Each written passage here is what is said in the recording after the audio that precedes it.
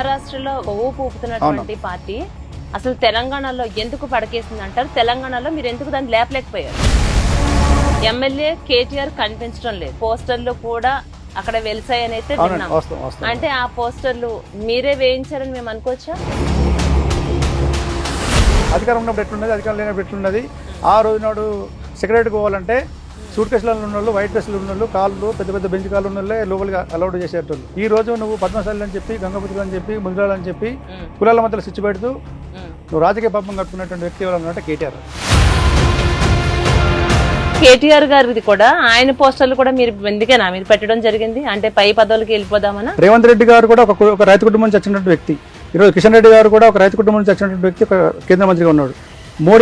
మోడీ గారు ఛాయ్ అమ్ముకున్నటువంటి ఒక భారత ప్రధానమంత్రిగా అయింది. అంటే రేవంత్ రెడ్డిని ఢీకొనే సత్తా మీకు ఉందా?